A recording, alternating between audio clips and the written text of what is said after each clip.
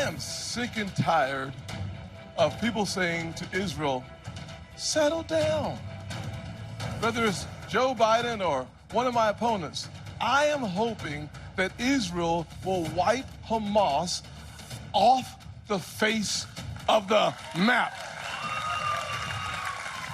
South Carolina Senator and Republican presidential candidate Tim Scott, speaking about the war between Israel and Hamas, joins us now. Senator Scott, thank you for being here. So we've seen overnight the Pentagon has boosted U.S. forces in the region. We have a second aircraft carrier headed to the region, headed to the Persian Gulf. What is your sense of what the United States military should be prepared to do to protect Israel if this war expands? Well, there's no doubt that escalation in the Middle East seems to be happening before our very eyes. The two carriers, one of them is already shooting down rockets. What we need to be prepared for is one of the reasons why we saw the THAAD missile system, anti-defense system, go into the Middle East is because we've seen conflict coming and we've seen rockets fired not only at Israel, but we've seen our own troops under pressure and, frankly, under attack as well. So what we need to do is make sure that we put the blame where it belongs, and that's on Iran. We need to send the clearest message that if we see the death of more Americans, that is on the shoulders, frankly, and in the hands of Iran. We need to deal with Hamas and Hezbollah by giving Israel the resources, the equipment. They already have the manpower. They've called up 360,000 troops. But fighting a war on two different borders is going to be something we should keep our eyes on, and we should send the message to Hezbollah, stand down, or there will be consequences. The president is asking for an emergency funding request, which includes $14 billion for Israel, $60 billion for Ukraine, also money for the border, money to protect Taiwan. Are you in favor of that package?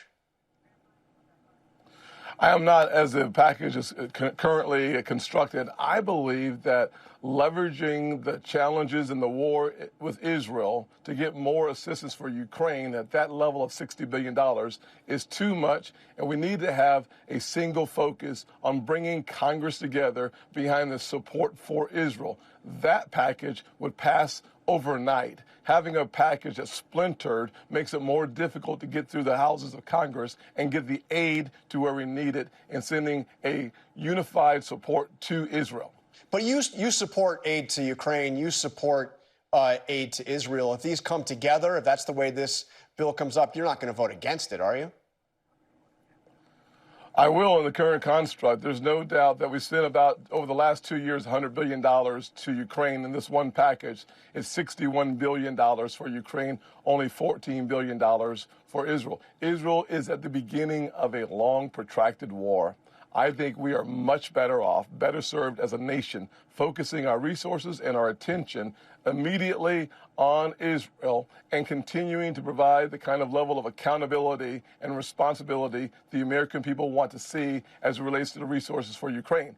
If we do those separately, I believe we get the Israel package done almost overnight, and then we have the longer process of providing more resources, depending on the level, to Ukraine. But most importantly, I'd say there is the southern border that must be addressed in the middle of this. One of the challenges that we've seen on our southern border are people coming from actually Iran, from Yemen, from Syria. Thousands of people have crossed our southern border, and on both sides of the aisle, the one thing we can agree upon is that the national security threat represented by an unsafe, insecure, and wide-open border has never been higher than it is today.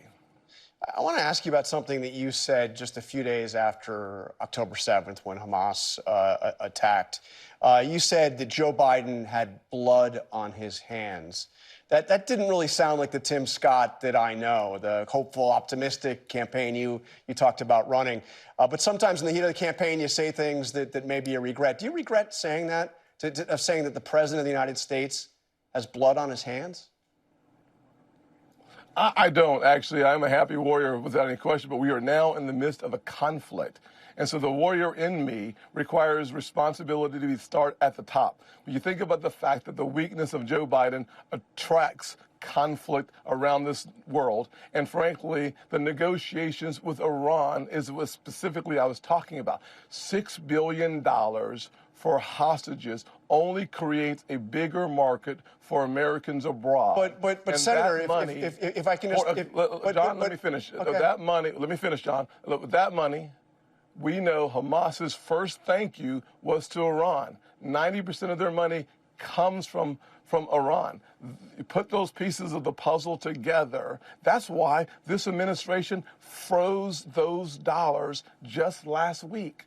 But I mean, I'm glad you mentioned they froze the money, because none of that money has gone to Iran, none of it. And you said that he has blood on his hands. I mean, with all due respect, the blood is on the hands of Hamas. And to say that Joe Biden is complicit, which you also said, in the greatest, deadliest attack on the Jewish people since the Holocaust, I mean, that's beyond the pale, isn't it? I mean, well, John, you don't really right think back to where we find ourselves. John, let me finish my thought here, because I think it's important for your viewers to hear the actual truth as I see it. There's no doubt that when you have President Biden negotiating with the Iranians for the release of hostages, I said this under President Obama as well, when we paid $400 million for hostages, you were creating a market for American lives to be lost.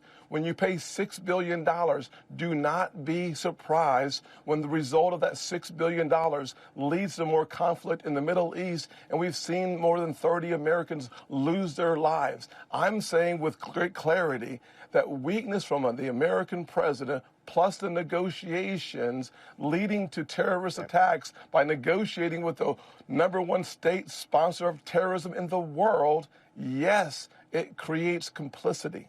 Okay, but I think we can agree that the blood is on the hands of Hamas. That's who is to blame. We can agree that, no doubt, the person who pulls the trigger is primarily responsible, but that does not release the president of our country as being complicit and responsible in what we're seeing unfold in part. Okay, Senator Scott, thank you for joining us. Appreciate your time. Hi, everyone. George Stephanopoulos here. Thanks for checking out the ABC News YouTube channel. If you'd like to get more videos, show highlights, and watch live event coverage, click on the right over here to subscribe to our channel. And don't forget to download the ABC News app for breaking news alerts. Thanks for watching.